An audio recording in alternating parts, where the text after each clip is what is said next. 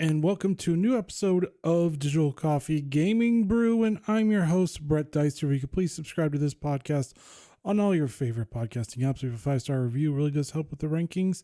And let me know how I'm doing. But this week, we're going to be talking about Crystal Dynamics, layoffs, NVIDIA's AI app, because we need AI for everything, especially since NVIDIA, the updated version of Game Bar.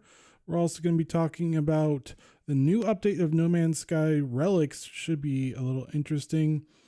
Also, the co-director of Dragon Age The Veilguard apparently is going to be working at Wizard of the Coast. We're talking about that, unfortunately. Wildgate and why it's interesting. Also, Epic Games has a spring sale, so I'm going to be talking about that for the next 2 weeks. Adam Fall and why I'm frustrated with that game in general.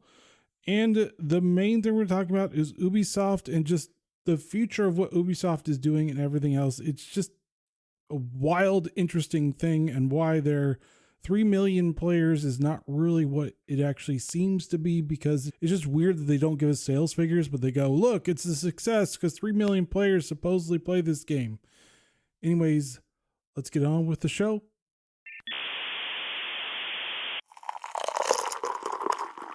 All right, so first off is, well, Crystal Dynamics, the developer behind a lot of really good games, including the last of it was basically the Tomb Raider series that they actually acquired from Square Enix. But they also have done Legacy of Kain, Soul Reaver. They've done several other types of games. They also did an unfortunate failure, which was Marvel Avengers, which nobody really played very much after a while. So they basically are laying off 17 members. They are describing this as a difficult decision. The layoffs were aligned the studio's business needs with future success and do not reflect the dedication and ability of those affected. The studio is providing support to impacted employees through transition packages and opportunity outreach. Despite layoffs, Crystal Dynamics remains committed to the current project plans, including the upcoming Tomb Raider installment.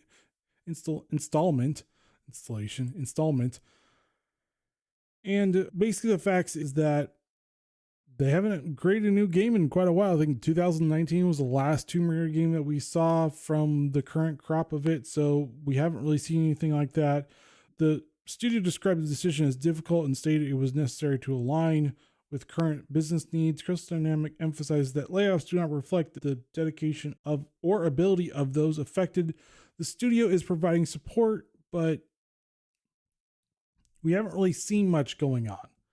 We know that there's a deal or a supposed deal between Amazon and Crystal Dynamics when it comes to Tomb Raider, but that's all we really know about it. And this seems like it is going to be, it's going to be a hit hard because they got to produce something. It's kind of like Monolith Studios when they were basically shuttered by Warner Brothers because they weren't producing anything. They had Wonder Woman in development, but it looks like it wasn't really doing very well or wasn't really doing much.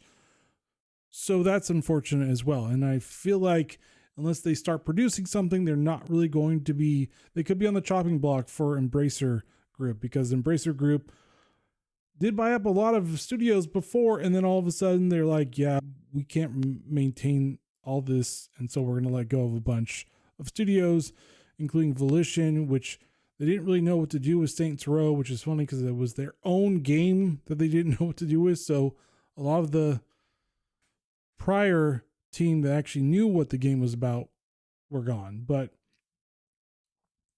again, we will see what happens with this. All right, so NVIDIA's new app version comes with a new AI that I installed because why not? But it's called the Project G Assist, is the new AI assistant that runs locally on your PC with RTX 30 series and up. So if you have the 20 series, you cannot use this. So luckily I just skated through with the 3090, but the G Assist can optimize game settings, track performance stats, and control peripheral settings via voice or text commands. The assistant uses llama-based models with 8 billion parameters, enabling it to function on gaming GPUs Compatibility with laptop GPUs is expected in the future, so if you have a laptop, not quite yet. Concerns exist regarding the VRAM usage of G-Assist on lower end GPUs, and the article expresses hope that the NVIDIA will increase VRAM for better AI features and support, as per one of the gaming industries. But it's interesting to see. I installed it, I haven't really used it very much, but the base resolution can range from 33% to 100% of final upscale resolution. So this could help with better performance, supposedly. It's really all up to what it actually does. We've seen all the promises from NVIDIA to like, oh, look at our frame generation is really great. And it's like, it's fake frame generation or it's fake frame rates and doesn't really do much. So I'm skeptical about it, but it doesn't mean I'm not going to try it out. It just means that I'm not really going to like fully trust this to be the best it can be, but it could work out. Having voice commands to do things easily instead of always alt tabbing between different types of games is really great. So I'll give them that. But beyond that, I'm not really quite sure. All right. So Microsoft has announced a new update for the Windows game bar on PC, has received a new look featuring a cleaner user interface or UI. The game bar allows users to launch games, control audio mixes, and monitor game performance. The home bar and widget, capture performance, resource, and widget store have a more lightweight appearance. Microsoft stated that these visual changes are the beginning of updates rolling out that week. The update coincides with the UI change in Discord, which included improved spacing and a full dark mode overlay. An update on the Windows Cloud Gaming allows users to switch between games without returning to homepage. Currently available for some Assassin's Creed titles. And Xbox is expanding in-game benefits for more free-to-play titles, including Heroes of the Storm and Call of Duty Warzone, allowing players to acquire cosmetic characters and in-game currency. So I looked at it. It's a nice update for it. I don't really use Game Bar that much. I just have it just to tinker around with it, but I don't really use it. I mean, yeah, they're trying to do what the Steam overlay does, but to be honest with you, I don't really use Xbox or Microsoft Game Bar or anything like that at all. Doesn't really do much for me, but hey, at least they're trying to update and make it better. If you can actually make it better, switch between things and not actually have to alt tab all the time is good. But like I said, who actually really uses this? I don't think a lot of people actually use this. I'm not saying that they shouldn't update it, but let's be honest, it's not that great.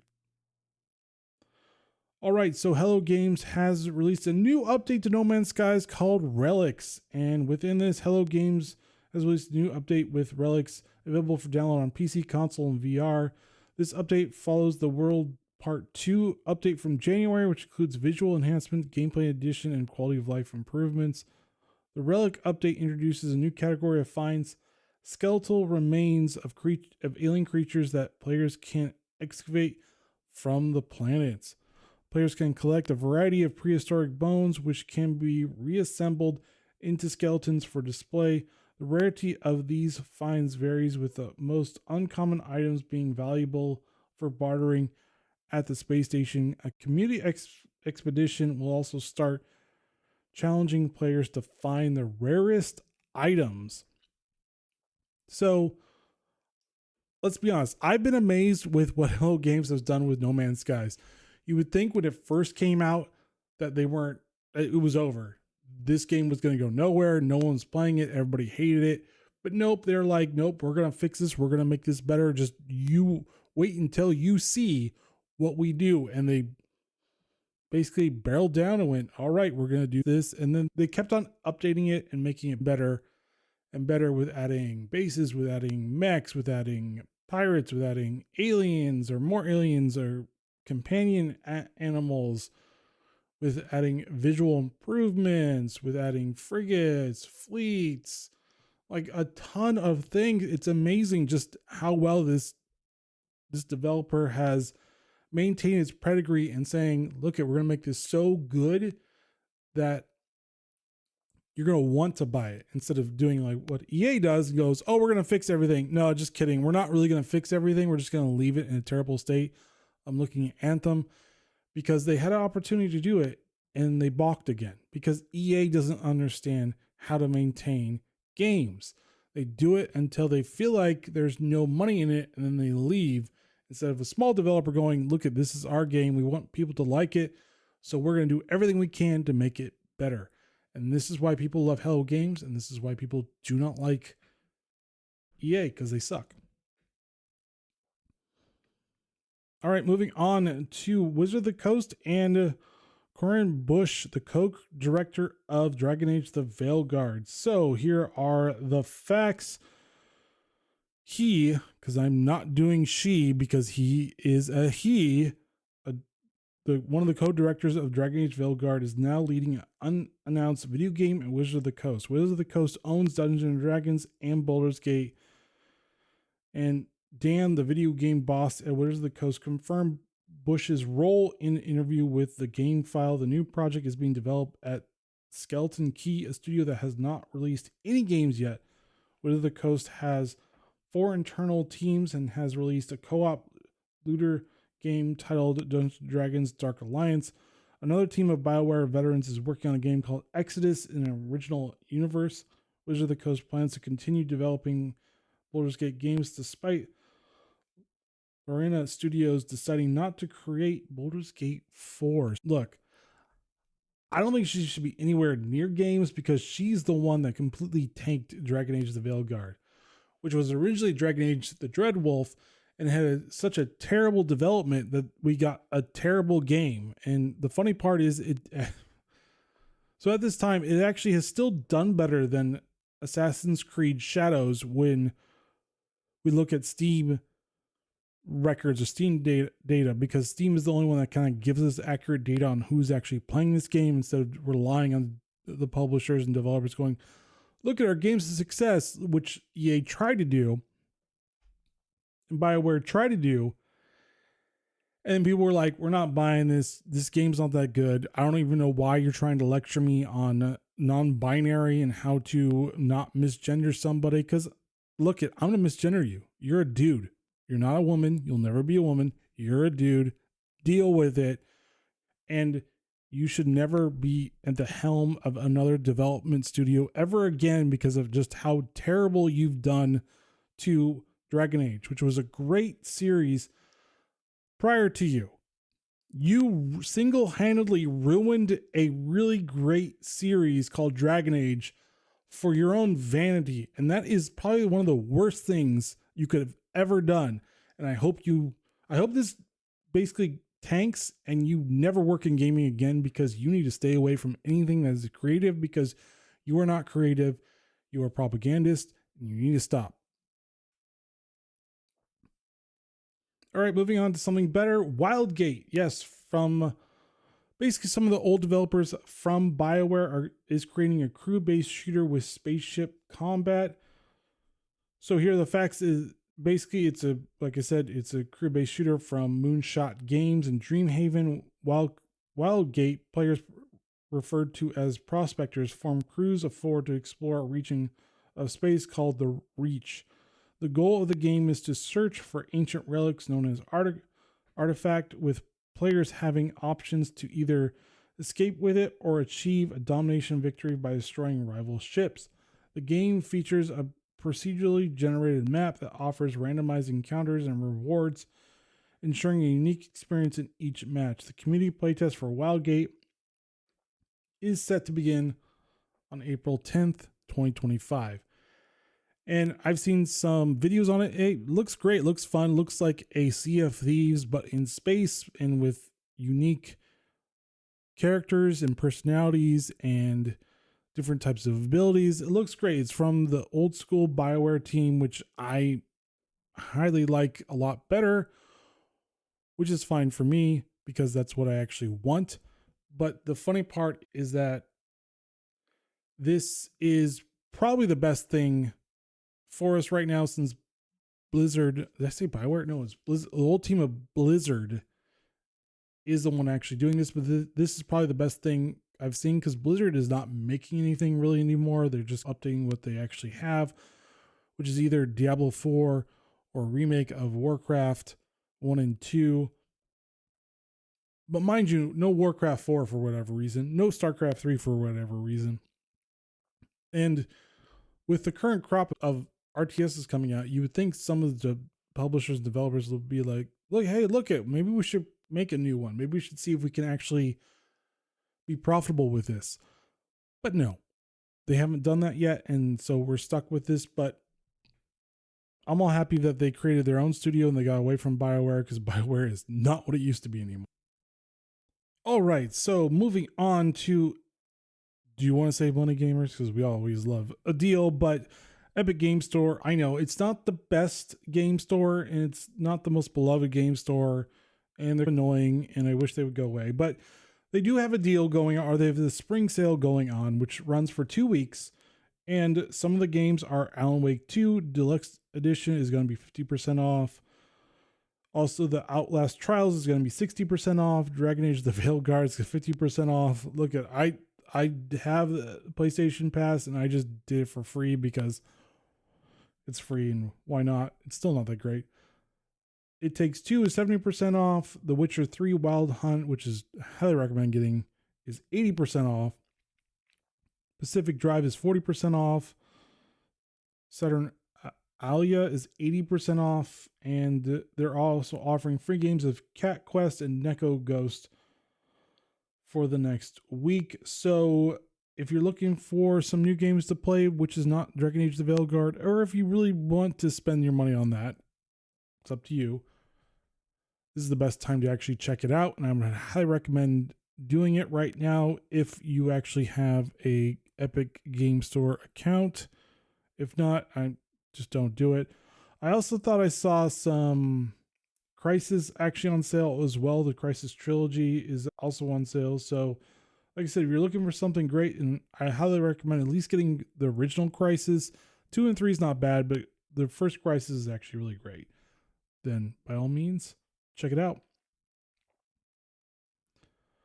All right, so Atom Falls. So I got the deluxe edition, and I still, for the love of God, cannot play this dumb game. I boot it up, and it goes straight into the brand of rebellion and everything like that. It goes into basically the scene of the title screen and then crashes. I've done everything from making it low to doing window to doing 2K. Nothing works whatsoever. I have no idea how terribly you have unoptimized this game that I can't even run this game. And this is the only game I've ever not been able to run. But I would give this a 1 star only because I can't run this game. For the life of me, I don't even know why I cannot run this game. And I've tried everything. I've tried turning off all the overlays that happen, even the Steam overlay, the NVIDIA overlay, like everything I could figure to turn off, I've turned off, and it still will not run. So I don't recommend this game just because I can't run it. And I've never, ever, ever had a problem with this, with a game like this. Is bad. Even Stalker 2 I could run. And that is and it's a great game and you should definitely play it. But at least I could actually run that game. Not really great because it actually had a lot of issues because it would crash on me, but it would run. It would get me into the title screen. I could actually play the game. Atomfall, I can't even do that. I can maybe run it on the Steam Deck, but it's like, why can't I run it on my PC? I don't understand why I can't run it on my PC. It just doesn't make any sense. Like, this game should be a lot more optimized than it is. And that's why I basically gave it a negative review, because it's like, what is wrong with you? It's just,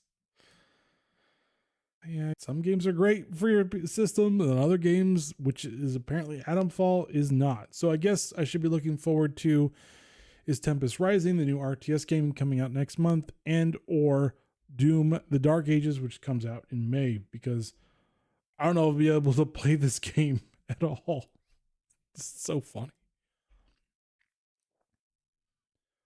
All right, moving on to Ubisoft, because they can't stay out of the news at all. So here's the thing. Ubisoft has announced a new subsidiary focused on 3 key franchises: Assassin's Creed, Far Cry, and Rainbow Six.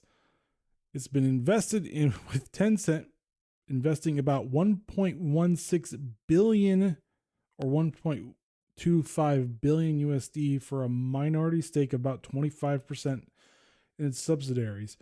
Other Ubisoft franchises such as Division and Ghost Recon will continue to operate separately.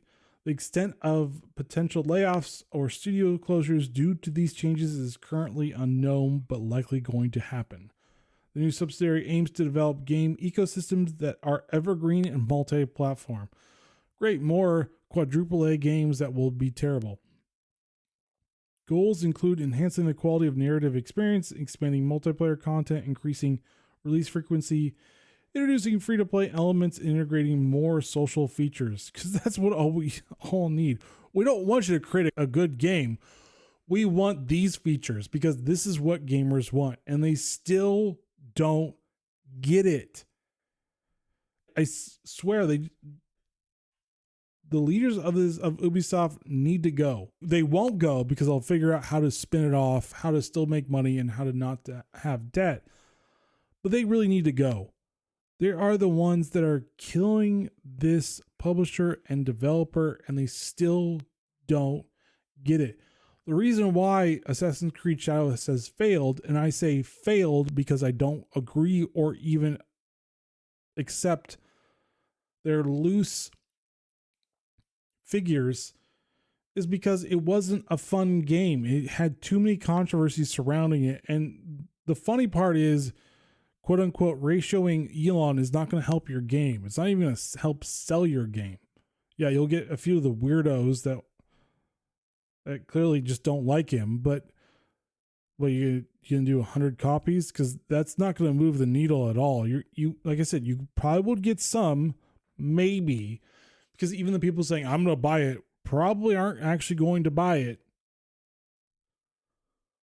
But we're going to focus on Rainbow Six and specifically Siege, because you haven't created anything new in quite a while. So it's probably going to be Rainbow Six Siege, maybe 2, hopefully.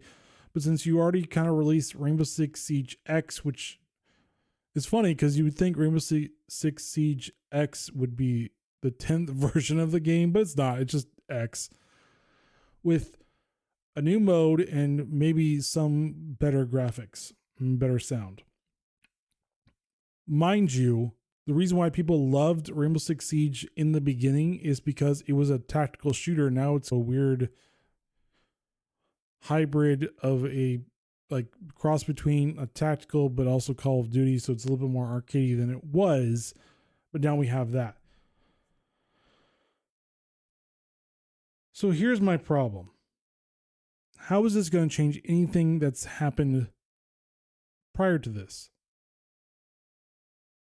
It's not, because the issue is the people making the games aren't listening to their customers, and they're saying, look, we actually made a great game. It has 3 million players played it. I'm like, okay, what's the sales figures? 3 million players have played Assassin's Creed Shadow. What are the sales figures? 3 million players have played it because there are about 2 million people signed up for Ubisoft Plus.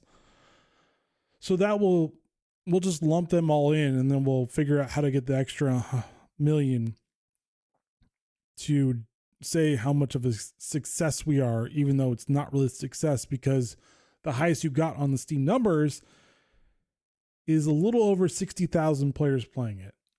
And that's well below the 89,000 from Dragon Age the Veilguard, and that was considered a failure. So when are we going to see the actual numbers?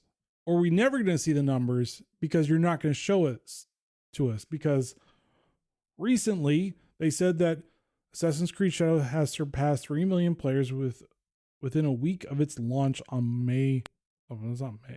March 20th. Someone did a typo on that one. This player count increased from 2 million reported just 2 days after launch, and Shadows has outperformed the launch of previous titles like Origin and Odyssey. And I think Odyssey was really the only one that actually launched on Steam because the rest of them haven't really launched on Steam. It achieved the second highest day one sales revenue, which we haven't gotten. We just gotten 2 million players have played. It's not sales. And everybody's, ooh, look, sales. I'm like, that's not sales. That is very marketing speak or PR speak to skirt the sales issue. When you say that, when you say 2 million players playing, but you don't say 2 million in sales, it means that you haven't had the 2 million in sales and you're getting your numbers somewhere else. Blizzard was notorious with Overwatch on this one as well, as how many people playing the game. But it was so cheap, a lot of people just bought multiple copies of it. I want to see the sales. Everybody wants to see the sales, and you aren't doing that. You're like, look at people have played this game. 2 million players. How long have they played it? Don't look at that. Just look at how many have actually played it. So are you accounting for the people that played like 2 minutes of it? The people that played 2 hours of it? The people who played the 20 hours of it? What is the distinction? And we don't have a distinction because we don't know anything beyond supposedly 3 million players have played this game. I don't know what that means, including players that have gotten free copies from you because you put keys on your Twitter or X account. Like, where is this number coming from? Like, I don't understand this like weird hodgepodge of like, it's a success, and then eventually it's not going to be a success, because that's what exactly happened to Dragon Age: The Veilguard, and I don't understand these people. Marketers are terrible right now because they aren't really telling you the truth. They're just trying to make the numbers look good because they need to make it look good because they spent a lot of money trying to make this game. Estimated cost around $300 million. So they need to make sure it looks good, but every time I see the Steam numbers, they don't look good. They have not even been close to breaking the 100,000 mark, which if you break the 100,000 mark, you could be considered a mildly successful game on Steam, but you haven't. You've reached about 60,000, which is even lower than Dragon Age: The Veilguard. And then weirdly enough, you spin off your company into a IP farm, basically. Be like, no, we're a success. Now we're just only going to focus on 3 games, which you're now turning into Activision, which is even funnier because the only thing Activision makes nowadays, or did prior to the acquisition of Microsoft, was Call of Duty. The only game it made was Call of Duty. That was it. And now you're telling me that you aren't doing the same thing that Activision is doing. I just don't think these publishers understand the customers anymore. I get they're trying to look at their stock prices, which, by the way, Ubisoft stock prices not looking good either. But come on, realistically, you have to show your numbers. You cannot just fudge your numbers and be like, look at what we have. It's so awesome. But it's not really. Because we don't really know if it's actually success or not because of the vague stats you give. And I'm saying vague for that specific reason. Hey, I would love Assassin's Creed to be great, but Ubisoft has not been a really great company to understand storytelling.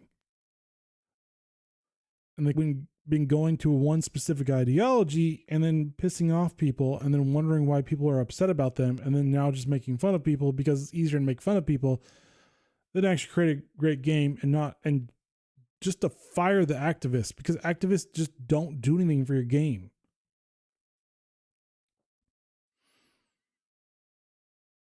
So here we are in the gaming industry. We have some developers that understand their customers very well and understand that appealing to your customers makes you successful. I'm looking at the developer from Baldur's Gate. I'm looking at the developers from Helldivers 2.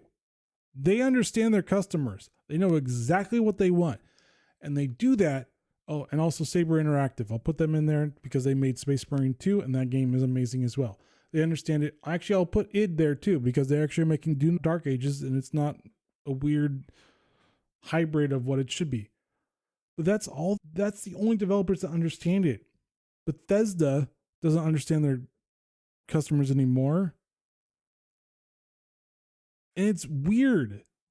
Like, we haven't changed. You guys have changed, and we're like, look it, we're trying to find the modern audience, the gaming audience. They're somewhere here, and they agree with us fully. And we're all like, no, we don't.